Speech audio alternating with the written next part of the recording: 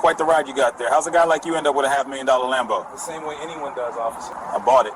Bought it? Huh? Must have been some payday. My payday, my work, my money. This car is mine. Fair and square.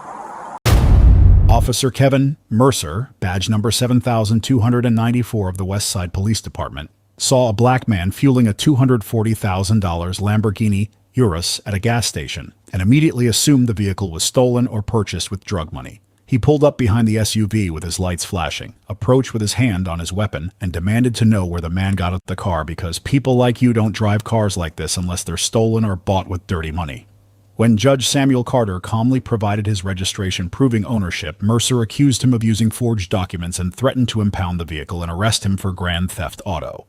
What Mercer didn't know was that Carter was a state superior court judge who had purchased a Lamborghini with his own salary, that the entire confrontation was being captured by gas station security cameras, and that his assumption that a black man couldn't legally own a $250,000 vehicle would cost him his badge and result in a $10 million lawsuit. Before we go further, what city or country are you watching from? Drop it in the comments. We love seeing where you're tuning in from. If you believe driving an expensive car while black isn't a crime and shouldn't be treated as suspicious, then like this video and subscribe. Judge Samuel Carter had worked his entire adult life to reach the point where he could afford the car he was currently fueling on a Friday evening in late October. At 52 years old, with 19 years on the state superior court bench and nearly a decade as a prosecutor before that, Carter had built a career on hard work, integrity, and careful financial planning. He lived modestly in most ways, saving and investing wisely. And 2 years ago he had decided to reward himself for reaching a career milestone. The pearl-white Lamborghini Urus, sitting at pump number 4, represented a dream he had held since he was a teenager working 2 jobs to pay for community college. It was fully paid for, registered in his name, and insured with coverage that cost more per month than some people's car payments.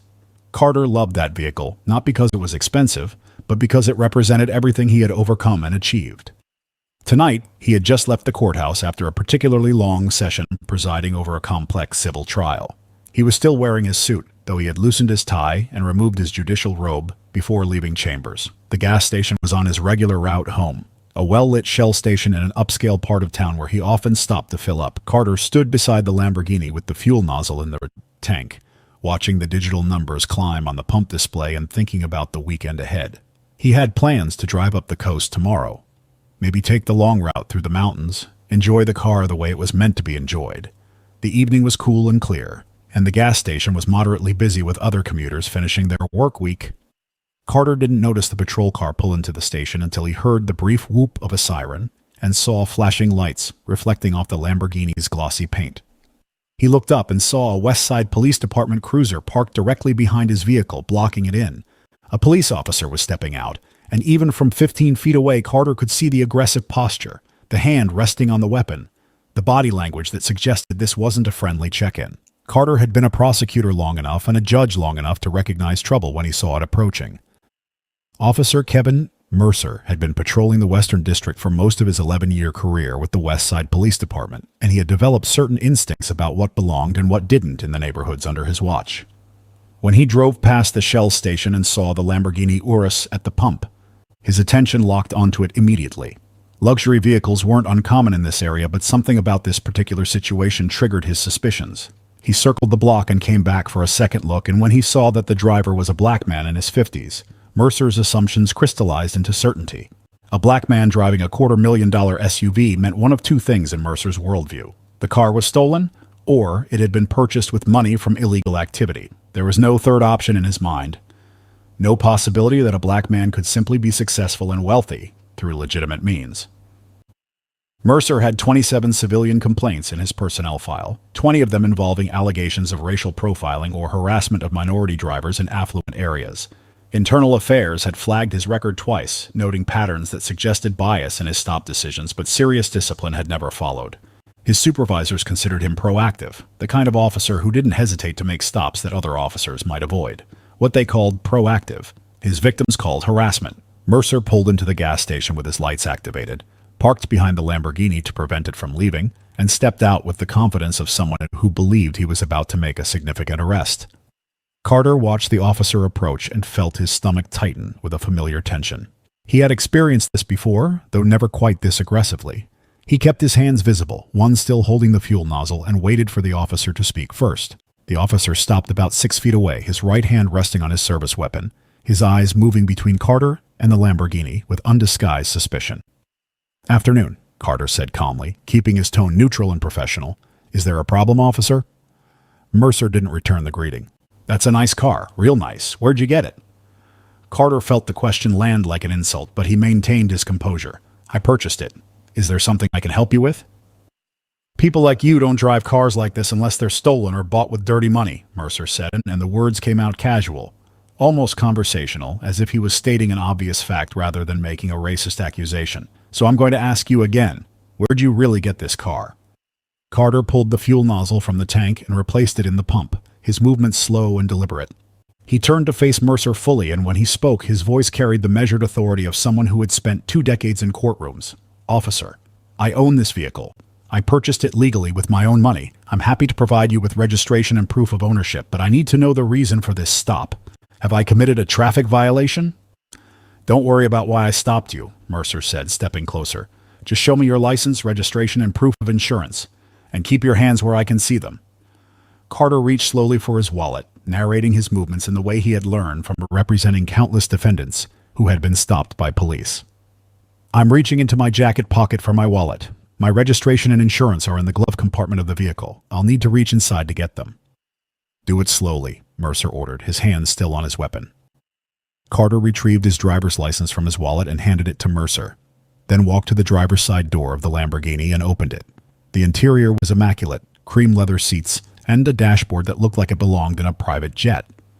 He opened the glove compartment and pulled out the registration and insurance documents, then walked back to where Mercer stood and handed them over. Mercer examined the documents under the gas station's overhead lights, and Carter watched the officer's expression as he read the name on the registration and saw that it matched the driver's license perfectly. The vehicle was registered to Samuel J. Carter at an address in one of the most expensive neighborhoods in the city. The insurance was current and valid. Everything was completely legitimate. This should have been the end of the encounter. A reasonable officer would have returned the documents, perhaps apologized for the inconvenience, and let Carter finish his evening. But Kevin Mercer was not a reasonable officer, and his ego would not allow him to admit that his assumptions had been wrong. Instead, he looked at Carter with even deeper suspicion and said the words that would end his career. "These documents could be forged. Registration papers can be faked. I think you need to come down to the station so we can verify this vehicle isn't stolen."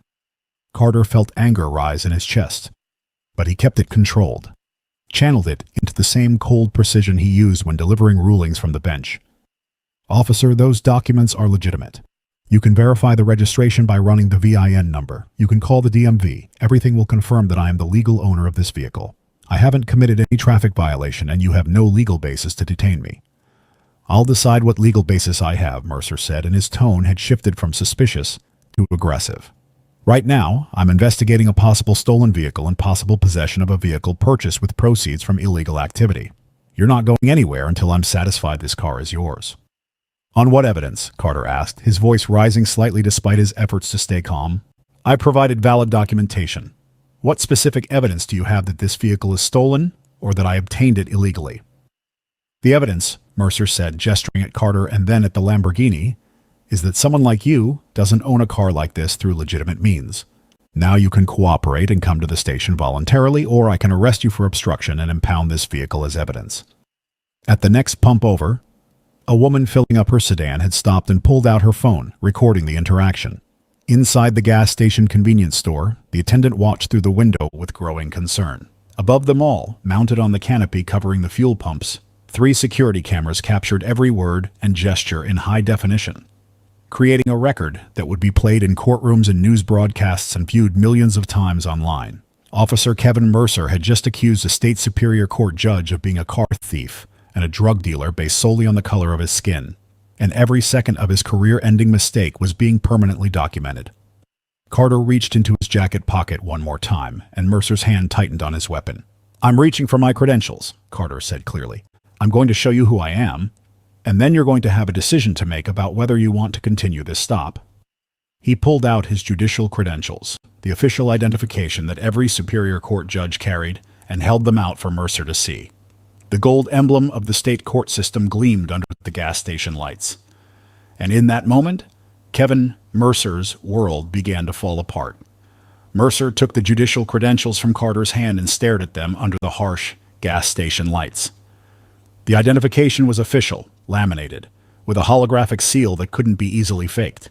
It showed Carter's photograph, his full name, his title as Superior Court Judge, and the seal of the state judiciary.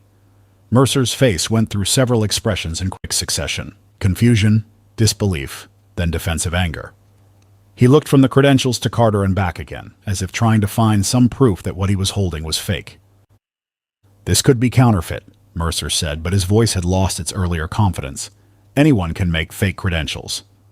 Carter kept his composure even though frustration was building inside him. "Officer Mercer, those credentials are real. You can verify them by calling the courthouse. The main number is public record. Ask for the Superior Court Clerk's office. They'll confirm my identity."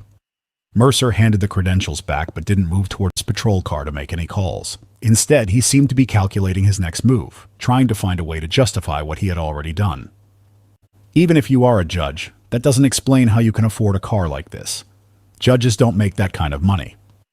Superior Court judges in this state earn approximately $195,000 per year," Carter said, his voice tight with controlled anger. "I've been on the bench for 19 years. Before that, I was a prosecutor for 9 years. I've invested wisely, I live within my means, and I saved for years to purchase this vehicle. But I shouldn't have to explain my financial history to you.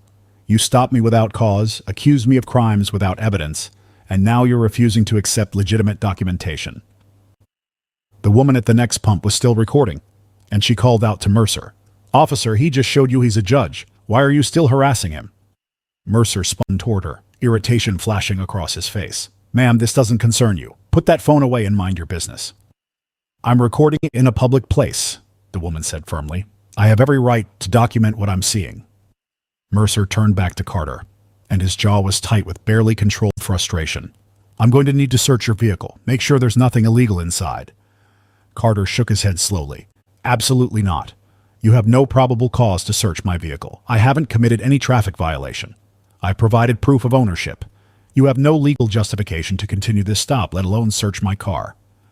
"I have reasonable suspicion based on the circumstances," Mercer said, but he was grasping now, trying to manufacture justification after the fact.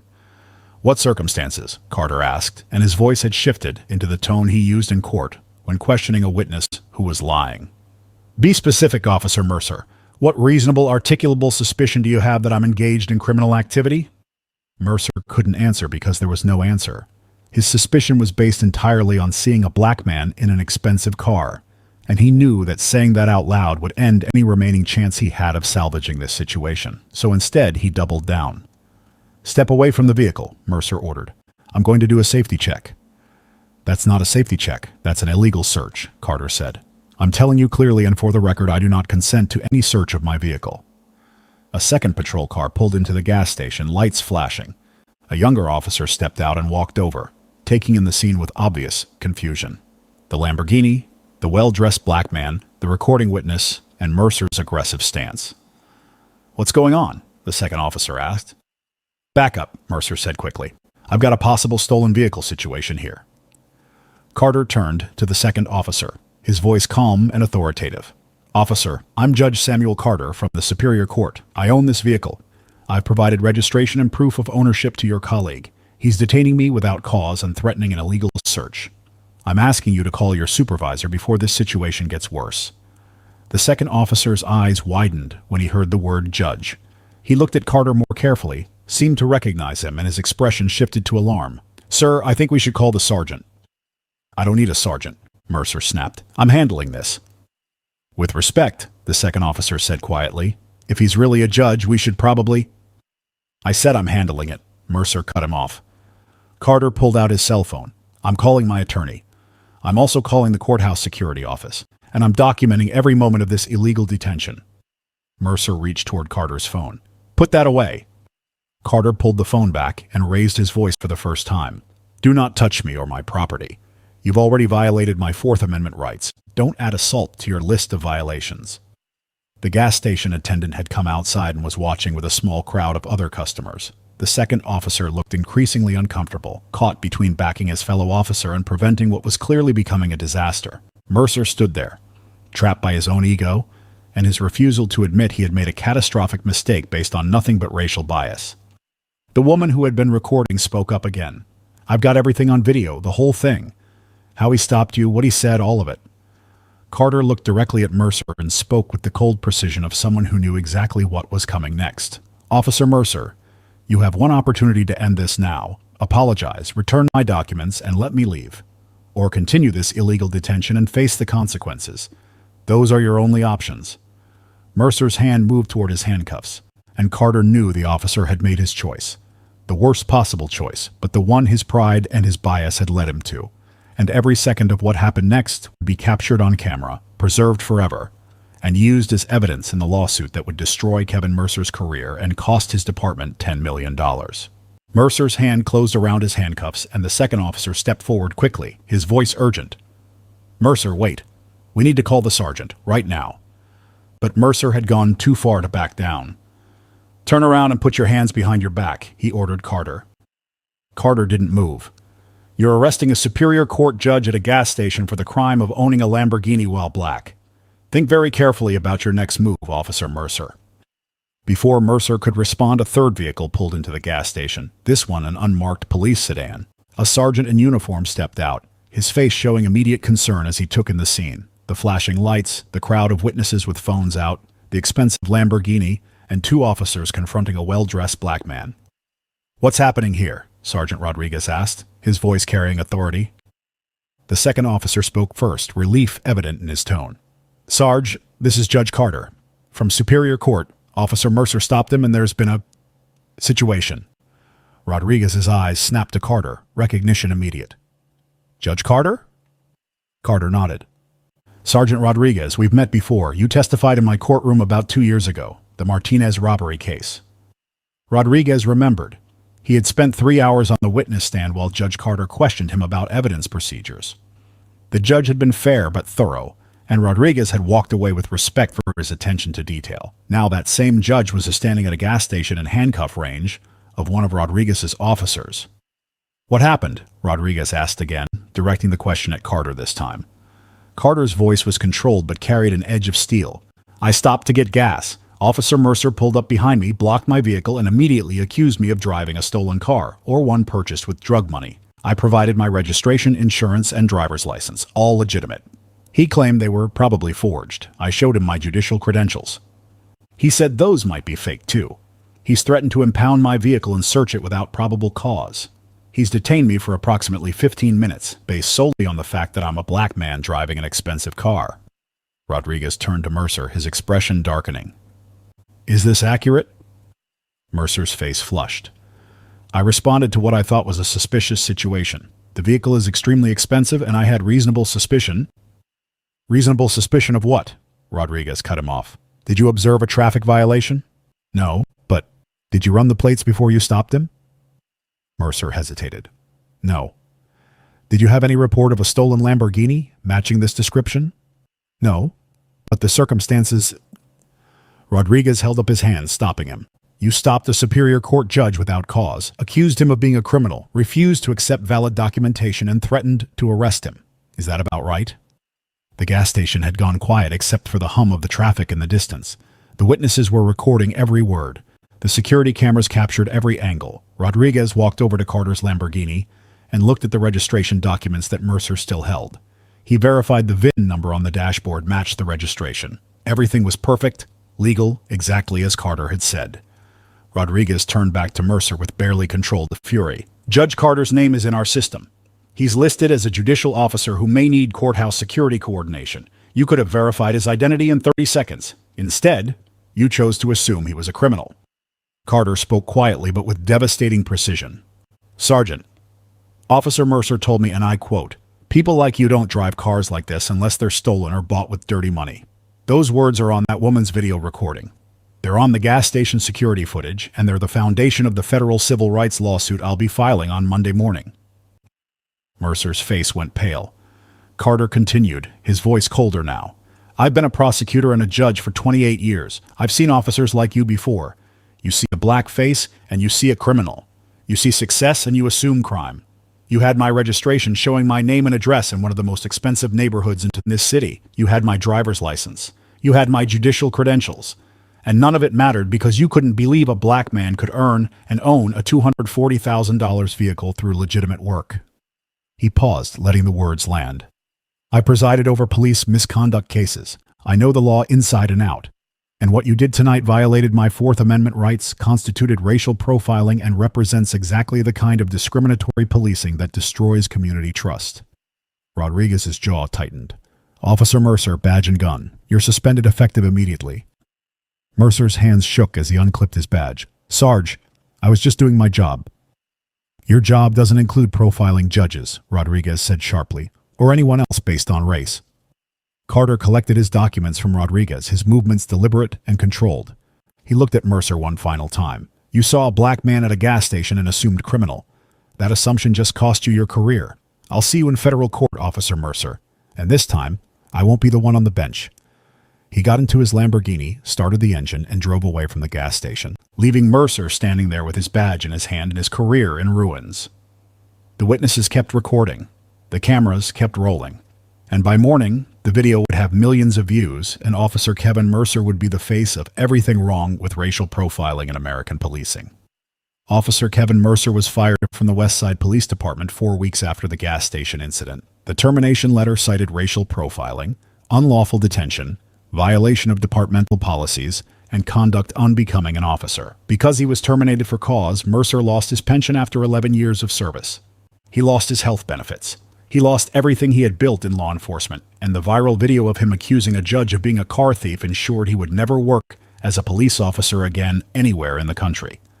The video had exploded across social media within hours of the incident. By Saturday morning, it had 15 million views. By Monday, it was being discussed on national news programs and analyzed by legal experts who called it one of the clearest examples of racial profiling ever captured on camera. The audio was devastating. Mercer's voice saying, "People like you don't drive cars like this unless they're stolen or bought with dirty money," played on loop across every major network, becoming a symbol of implicit bias in policing. Judge Samuel Carter filed his federal lawsuit 6 weeks after the incident. The complaint was precise and comprehensive, laying out violations of the Fourth Amendment, the 14th Amendment's Equal Protection Clause, and federal civil rights statutes. It detailed how Mercer had stopped him without cause, detained him based solely on race, and refused to accept valid documentation proving ownership. The lawsuit named Officer Kevin Mercer personally in the West Side Police Department, demanding $10 million in compensatory and punitive damages. The city's legal team watched the gas station security footage and read the complaint. They reviewed Mercer's personnel file and found 27 civilian complaints over his 11-year career, 20 of them involving minority drivers in expensive vehicles or affluent neighborhoods. The pattern was undeniable and indefensible. When they calculated the cost of taking the case to trial versus settling, the decision became clear. Fighting meant more publicity, more exposure of departmental failures, and almost certain defeat in front of a jury that would watch a police officer call a judge a criminal on video. The city settled for the full $10 million 8 months after Carter filed suit. The settlement came with a written apology from the mayor and the police chief, delivered personally to Judge Carter in his chambers. Carter accepted the apology but made clear that money didn't erase the humiliation of being handcuffed at a gas station while other customers watched and recorded. Kevin Mercer's personal liability was limited by the settlement structure, but his life had already been destroyed in other ways. At 40 years old, he was working construction and delivery jobs for hourly wages. His wife had filed for divorce 6 months after the incident, unable to handle the public scrutiny and the financial devastation. His 2 teenage children barely spoke to him, embarrassed by their father becoming a national symbol of racist policing. He had tried to find work in private security, but the background checks always revealed the gas station video, and no company wanted to hire someone with that reputation. The West Side Police Department underwent massive restructuring after the settlement. The police chief, who had failed to address Mercer's pattern of complaints, was forced to resign.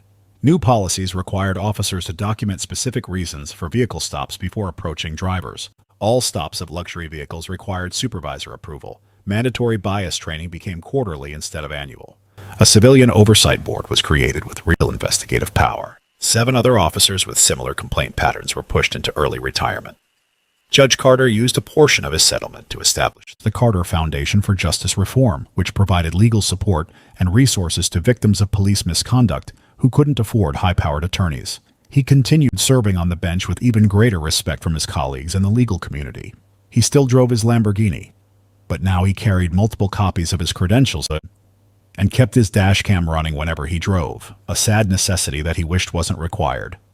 The gas station footage became required viewing at police academies across the country, shown as the definitive example of how racial bias can destroy careers and cost departments millions. Instructors used it to teach officers what not to do, how assumptions can override evidence, and how seeing crime and black success is both morally wrong and legally catastrophic.